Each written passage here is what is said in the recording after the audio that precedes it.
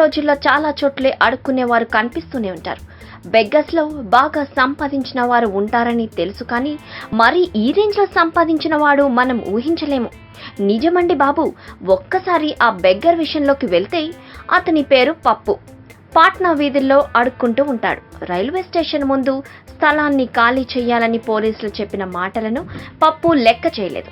అప్పుడు అరెస్ట్ చేసి పప్పు గురించి ఎంక్వైరీ చేయగా పోలీసులు నోళ్లు వెళ్లబెట్టారు. పప్పుకు ఇంజనీరింగ్ చేయాలని కోరిక.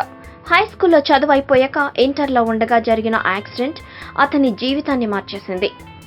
అతని కుడి చెయ్యి పని చేయకుండా పోయింది. అప్పుడే పప్పు అడుక్కోవడం మొదలు పెట్టాడు. దానిలో ఉన్న సంపాదనని చూసి మనోడికి బెగ్గింగ్ మీద మరింత మోజు పెరిగింది. దాంతో అదే పనిగా స్టార్ట్ చేశాడు. ఇప్పుడు అతని ఆస్తుల విలువ 1,05,00,000 పైమాటే. 4 బ్యాంకులలో కలిపి 20 లక్షల నగదు ఉంది. ఇవే కాక మనోడు వ్యాపారస్తులకు వడ్డీకి కూడా ఇస్తాడు. వాటి విలువ 10 లక్షల వరకు ఉంటుంది. ఈ లెక్కలు విని పోలీసులు ముక్కున వేలు వేసుకున్నారట.